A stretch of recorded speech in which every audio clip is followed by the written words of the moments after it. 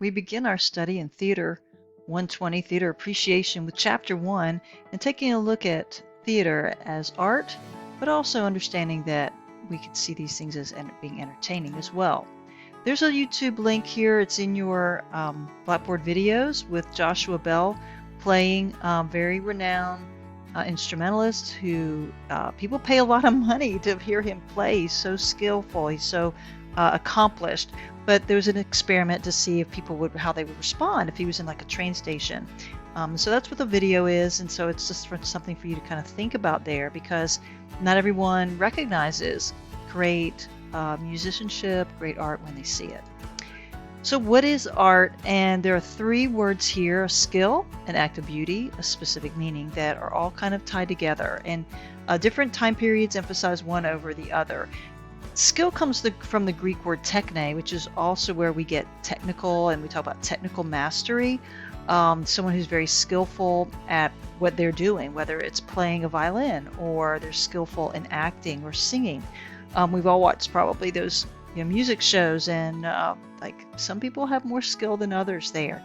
And so art, when we put it in that category of fine art, people who are really accomplished, they're very skillful, they're expressing that and demonstrating that through whatever genre it might be of art, whether it's writing a poem or a story, or painting a picture, or taking a photograph, or making a movie, or in this case doing something theatrical, because there's quite a number of artists involved. It's also been historically attached to things of beauty, that whatever an artist produced was supposed to represent some kind of ideal, something beautiful, pleasing, that we all wanted to see and experience. Even if it was tragic, it would just be a beautiful experience. Even though it was tragic, it was well done.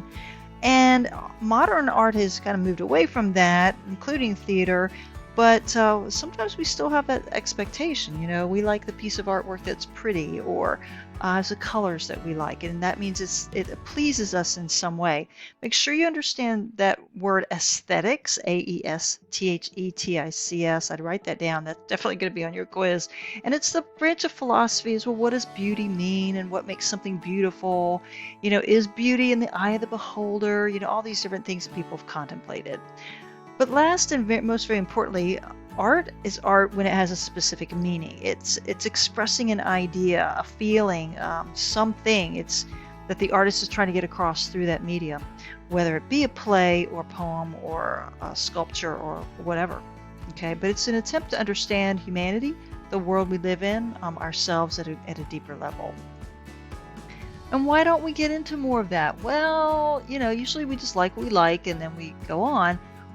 But we don't all really appreciate all that art has to offer us. And part of it's time. We don't have a lot of time for that. We don't know why it's so valuable that we would make time for it. And that is mostly because we lack some education in it and exposure to it. And if you happen to be an individual who has some background in art, and I mean art in the broad sense, music, theater, painting, whatever, you really, get it. Or if you have been to Broadway and seen a play, or you've traveled and you've seen these great works of art, you know how they resonate, you know how they bring value to your life. But if you haven't had that opportunity, you don't know what you're missing. It's a part of our humanity that really no other academic field touches completely, not in the way that the fine arts do. Okay, science doesn't do it for sure. Math, history gives a account, of actions and people in the past. Psychology studies why we behave the way we do, but art is an expression of our humanity in a very unique way. It sets us apart. And we're going to take a look at all these, how they come into play with theater, which is a very collaborative art. So the general perspective, here's an example from a painting. I know we're in theater, but just to make sure we understand those different things: the skill, the beauty, and the meaning. Okay, this is a famous painting by Norman Rockwell from the 1960s, and you could pretty easily tell that this, if you know anything about the history of it, this is actually from a specific event that happened when schools were being integrated, and this young lady actually had to be escorted to school, and so she was escorted by the U.S. Marshals. The girl's name is Ruby Bridges, I would encourage you to look that up, Ruby Bridges. And the painting name is The Problem We All Live With. And it was considered an iconic image of the civil rights movement in the United States. It was painted in 1964, and it's oil on canvas. Norman Rockwell is a very famous American painter, and this painting was requested in 2018 by President Obama in the commemoration of the 50th anniversary of Little Ruby's history-changing walk to school. She's still alive today. If you want to Google any of this, it's really amazing. There's a Rockwell painting there's a Kamala Harris image that has this little girl's image in her shadow. So we know that it's very rich with meaning. Well, let's talk about the skill level. First of all, Norman Rockwell is recognized being skillful, but you can look at this and go, gosh, it's very realistic. It's beautiful. Not the tomato on the wall, right? It's a tough thing, but did a beautiful job with this event, which is not a beautiful event. Okay. We look at that skill, definitely skill there. The beauty, the girl's beautiful. The painting in its own way is about as beautiful, I think, as you could make something that was horrible. Okay. The attacks on her and so forth, and the meaning. Then you talk about the meaning. Well, if you do Google this, you'll see that the picture, there's a photograph of when this actually happened, and he did not duplicate the photograph, exactly. So that's part of what art does, is it represents and it carries some extra meaning. For one, the little girl was not wearing a fully white little dress and white shoes. She had a little white sweater or white sleeves and white bow, but she had on, and it's a black and white photo, so you don't know, gray or blue or something. He made her little outfit completely white. She has a white bow. She has a fully white dress. She has white socks and white shoes. The U.S. Marshals, it's very evident. Notice that their heads are cut off in the picture, which he did that on purpose, right? In the original photograph, you can see the faces of those U.S. Marshals. But you know that they're white men, and they've got their sashes on that say they're U.S. Marshals. They've got a little, whatever that is in this pocket that says, I've got the right to bring this child in. And we know she's headed to school because of what she's carrying. We know that this is something that's being protested because a tomato has been thrown, and a derogatory term is on the back wall. And so you see KKK. If you look far to the left, in front of the man's chest in the tan jacket, that's there. And so the hatred, the racial violence against civil rights is evident here. And yet you have a brave little girl walking to school. And so you look for those, what's the meaning, and why did he give her a completely white dress? And because that's, something he did that wasn't original to the event, but he's trying to convey a meaning with it. Why does he not include their heads? That kind of thing. And those are the things you explore when you discuss art. Here's the picture. I forgot I had it here. She was only 6 years old in 1960, so he painted it 4 years later, when she was a little first grader on her first day of school at the school in New Orleans, and met by a vicious mob. So not a pretty event. But you see that he did capture that she's a little girl being escorted by the marshals. They have badges, suits, the little badges or sashes on their arm. Okay. So art doesn't have to be a duplication, but it is an expression of something. It's not the real thing. Okay. It came from the word artificial, which means it's not like theater is not reality. We have to go in and let our mind pretend that it's really happening, but we know it's not really happening. It's a human creative endeavor or effort that involves the perceptions and imagination of an artist who's trying to say something in his or her own particular way. All right, so that individual expression, trying to convey something. So he amplified and changed some things so that he could get a certain idea across. All right, so that's at the beginning. That's the most important thing: understanding that there's a skill level involved. There's some beauty usually involved, not always. But it has to be balanced and unified. There's certain things that kind of go into the definition of beauty. and then there has to be some special meaning. It has to have something it's trying to get across. Now there are different types of arts. These are all come into play with almost all of it into play with theater. But you have the spatial arts, which are something three-dimensional, architecture and sculpture. The pictorial or visual arts, you have painting, you have line, drawing, color in 2 dimensions. You have literary arts, poetry, novels, short stories, and performing arts, especially those that are performed by, meaning a person. Okay, so that's music. That's whether you play an instrument or sing or act, theater.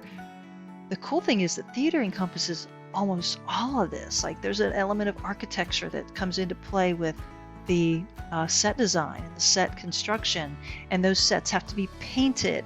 And there are literary arts. Scripts are on themselves a piece of literature. I mean, we study plays written by Shakespeare and Sophocles and Henrik Ibsen, and just in their written form, and then of course they're performed. So theater is a very robust, very collaborative and involved art. Now, part of the beauty is this perception of order, and we talk about this as being artistic form. There's a structure. Now, a lot of contemporary art tries to reject that, but there's still some sort of construction to what they did. And it's something that's not present in life, and that's the thing that's different. It's intentional. It's intentional. It's the function of all art to give us some perception of an order in life by imposing order on it. T.S. Eliot, very famous poet. Life is very nice, but it lacks form. It's the aim of art to give it some. So structure, putting things into chapters, putting it in canvas inside of a frame, molding the clay or the stone to a certain image, that's giving it some kind of, we have crafted it, we have made it, it's been created. It's not something that happened on its own and we just happen to, like a video of something that just happened to happen. Play is structured and planned and rehearsed. All right, so a couple of philosophical ideas to lay our groundwork here. It says, in one sense, the aim of the scientist and the aim of the artist are the same, but in that they both pursue truth. But the difference is that while for science there's only one truth, for the artist there are many. That's the complexity of things. And so we have a photograph of a mountain, and we have an artist's sketch of one that may not be exactly the same, or it emphasizes things in a different way. So there's a lot, there's layers, there's complexities. And that's another reason I think that sometimes we don't really get art, because it takes more from us, takes more effort than just some superficial, oh, I saw it, yeah, I like it, I don't like it. It takes some studying. The more layers it has. Shakespeare's like that, the language is a little difficult, and then when we get past that, there's lots of things there. Artists, particularly today, are trying to get a reaction, and so a lot of times they have a political agenda, they have a social agenda, they're trying to get something across, and they may try to challenge audiences' values and even shatter their perceptions. We don't normally like that. We don't like our perceptions shattered, but art is helpful in doing that, and sometimes they do need to be shattered.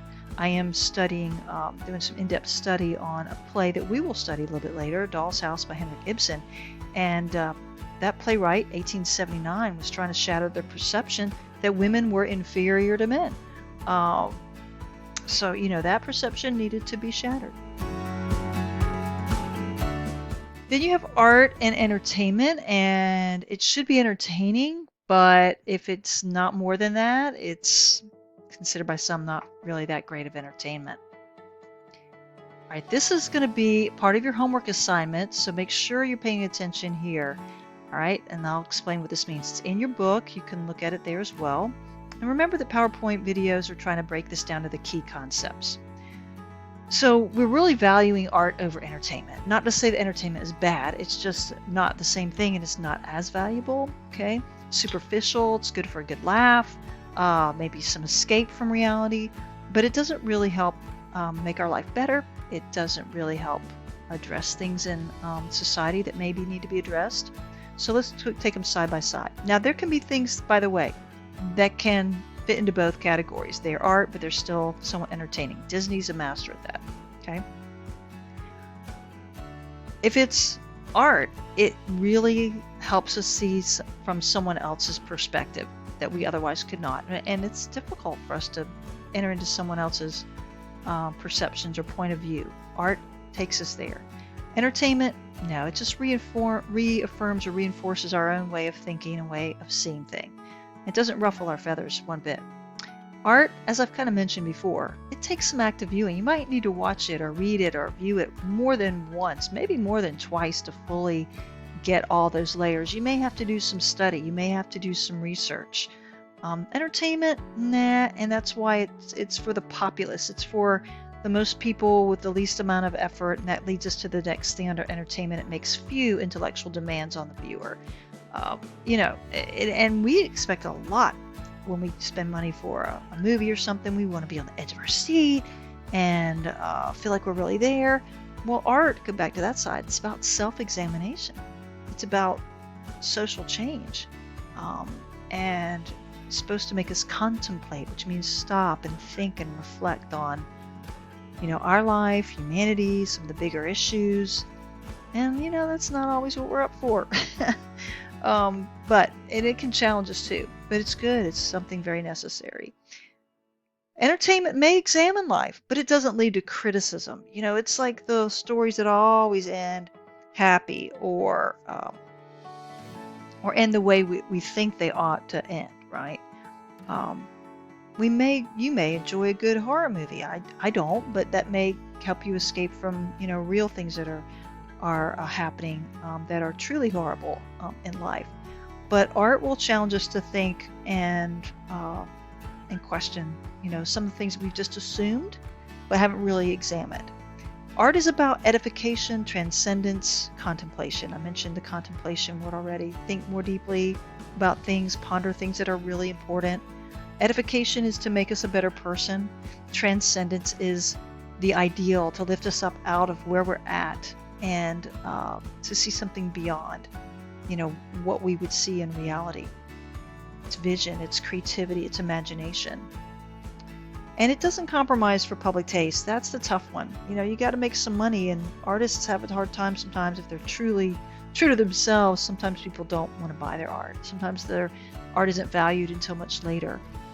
Entertainment, it's all now. Box office, does it make money? Does it make me happy? Do I like it? Does it make me feel good? And that's really it. So there's a pretty big distinction. We may enjoy something that's artistic. That doesn't make it entertainment. Entertainment is on that thin level. So what is theater? It comes from the Greek word theatron, which means the seeing place. It's just a play script in its literature. When it's performed to be watched, and you watch it in a theater live. Okay, it's not live. It's not really theater if it's not live. You're just watching a video of it, otherwise, or digital, something of it. Theatron, the seeing place. According to director Peter Brook, all that's needed, this is the most skinny down version, is for there to be a space and someone to walk across, and they're performing and someone else watches. That is very, very simplistic. There has to be a purpose. It has to be a performance. But it doesn't take much. You don't have to have a grand theater. You don't have to have a certain number of people in your audience. You just have to have a performance that people watch in a space where we can watch you. Drama, we use those interchangeably. Theater is the place. Theater is the thing where the performing place. And drama is the action. Okay, drama is the story. And those in it, the characters, the people in it. And conflict is a key word. Conflict is key. There has to be. Otherwise, it's not dramatic. Think about the whole reference to being a drama queen. Because there's some conflict, right? So a good play is going to have drama, and it's going to be something that can be acted out. Now, sometimes we can be a little bit, impatient. We want things to always be driving a conflict quickly. Some move to that pretty quickly. Usually within Act 1, you're going to get the start of whatever the conflict is going to be that's going to carry it through until that conflict is resolved in some way to the end of the story. So they share three qualities. I mean, they're the same, but they're not the same. But they're both live. There's no two performances the same. Drama takes place, it's the story in the theater. and they're both, there's got to be human beings performing, and they have to be performing a story, right? And they're collaborative. There's a lot that goes on in making a theater a performance space, and there's a lot that turns drama up from a play script, which is written by a playwright, into a performance, and it's acted out. All right, I'm going to pause here. We're going to come back and talk about the common categories of theater in our next video.